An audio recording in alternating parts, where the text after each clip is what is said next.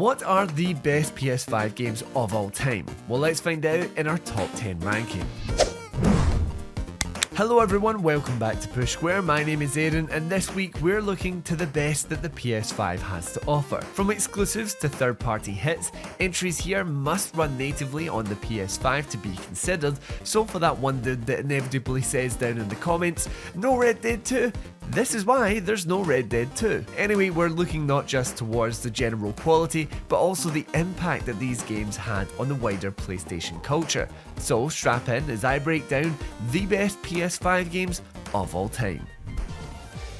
We're kicking off this list with a euphoric celebration of PlayStation history. Astro's Playroom is a game packed in with your PS5, and to many it might just seem like a tech demo for the DualSense capabilities, but for those of us that have been exploring the PlayStation planes for many a year, this is actually an essential and utterly wholesome trip down memory lane. From PlayStation icons to nostalgia-drenched products from Sony's decade-spanning history, this is the sort of experience that makes you proud to be a PlayStation player. In the process of making this video, I actually platinumed the game. It's not the longest experience in the world, but it's one that left me with a smile on my face from start to finish. It's a genuine wonder.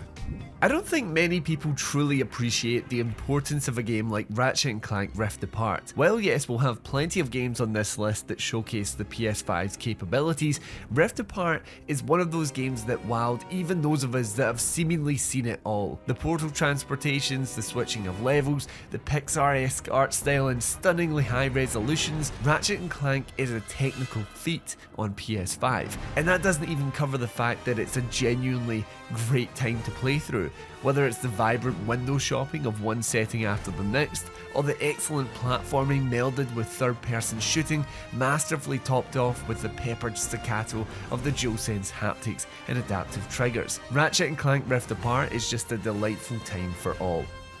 People really just can't get enough of Ghost of Tsushima. This PS4 classic from Sucker Punch received the PS5 treatment with the Director's Cut, which brought bumped resolution and frame rate, haptics, and of course, those speedy SSD loading times. Functionally, it is the same of course, but Ghost of Tsushima Director's Cut shone a spotlight on what the PS5 could do to amplify an already great experience. Of course, this was already a gorgeous game, but with all of the new bells and whistles, it was amplified all the more. For the base experience itself though, Ghost of Tsushima is a brilliantly cinematic game which revels in its vibrant art style. Whether you're taking in the vistas or keeping your cool in samurai duels, this is the type of game that'll have you stopping to appreciate the moment all the time. Plus it has a cracking storyline based around the code of honor that samurais live by, the very code that may have to be broken to save Tsushima.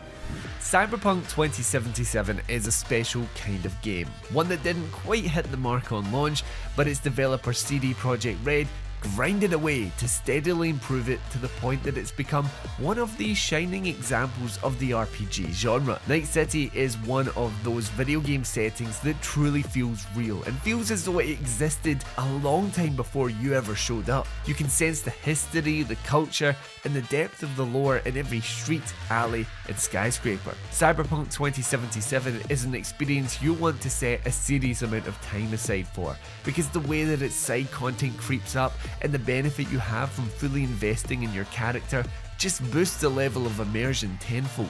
I have to shout out the writing and dialogue options in the game too, because for me I think it's one of the best dialogue systems that I have ever played. Every line is steeped in the world and the flow to conversation always feels so natural. Cyberpunk may have taken a while to get to where it is, but man am I glad that it got there.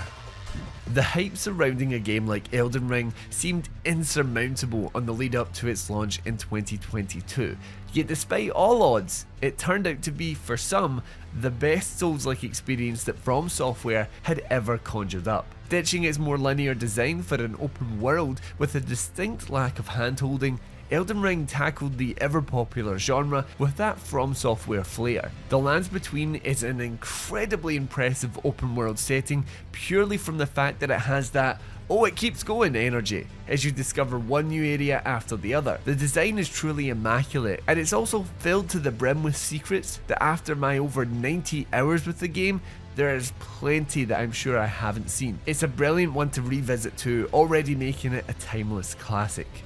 Returnal, in my mind, is probably the most unique game that Sony has published this generation. It's an esoteric arcade shooter set in a darkly enchanting world with frenetic and kaleidoscopic combat. It's probably one of the best showcases of the power of the PS5 too, with some of the most impressive load times, blistering gameplay speed, and one of the best uses of haptics and adaptive triggers on the DualSense. While the story is a tough one to fully come to grips with, Returnal is more about the feeling it evokes. There are bosses and levels here interwoven with sublime musical use that give me chills just to think about it. Its roguelike structure will set its hooks in you as you fight to get to the next awe-inspiring boss battle, and it's one you'll be thinking about a long time after you roll credits. When Capcom started releasing the Resident Evil remakes about a half-decade ago, everyone awaited Resident Evil 4 with bated breath. This has long been labelled as the best in the series, and nearly 2 decades on, a whole new generation was shown exactly why with this stellar remake. Resident Evil 4 is a masterful showcase of how you remake a game, enhancing the bits that work so well and expanding upon that experience in carefully selected places. Revisiting the Spanish ganado-infested villages and stunning 4K visuals thanks to the PS5, Resident Evil 4 was either the perfect trip down memory lane or as visceral a first-time experience that captured that magical essence of the original. It marked the culmination of Capcom's work with RE2 and 3 Remake, easily transposing that experience into a modern AAA title.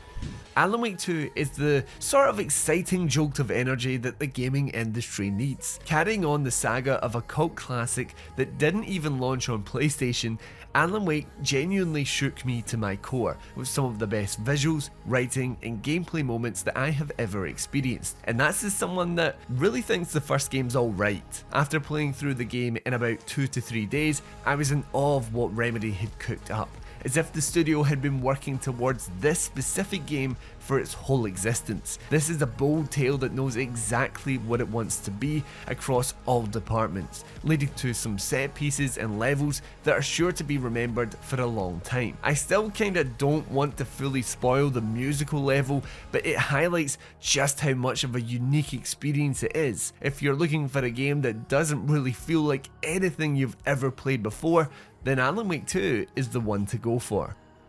I teared up multiple times across my playthrough of God of War Ragnarok, but just 6 or 7 years prior, I couldn't have cared less about old grump Kratos. That's the power of this masterful reboot, which transformed the God of War from a one-note angry stabby man to a character with depth. Experiencing the character arc across both the 2018 game and Ragnarok is borderline mandatory. It's not many storylines packed quite as much power as this. I have such a profound amount of respect for Santa Monica 2 for deciding to wrap up this story in just 2 entries. It easily could have been stretched out to a trilogy, and there's certainly enough stuffed into Ragnarok to have made that possible, but instead the story is exactly as long as it needs to be, which makes every boss fight, every character interaction, and every new location visited all the more impactful. And that music, man, I mean, you really can't go wrong with that. Baldur's Gate 3 takes the well-deserved top spot of our best PS5 game of all time. It's hard to truly comprehend the momentous feat that Larian Studios has accomplished with Baldur's Gate 3, a preposterously large RPG that truly encapsulates the unraveling nature of a great fantasy storyline. Play how you want to play, do what you want to do, and deal with the consequences as you create friends and foes. Baldur's Gate 3 took the world by storm last year and deservedly garnered a lot of praise. Beyond the obvious quality and richness of the experience, Baldur's Gate, and more specifically Larian, were hailed for producing something that felt impressively full, absolutely brimming with content that all came as part of the package from day one. Now, it is a little mad to be praising something like that in these days, but it certainly felt like Larian appreciated and respected its players by delivering something whole. And there you have it, our top 10 best PS5 games of all time. Let us know down in the comments your very own rankings, and when you're there, remember to leave a like on the video and subscribe to the channel for more PlayStation video content just like this. Anyway, until next time, I've been Aaron, and this has been Push Square.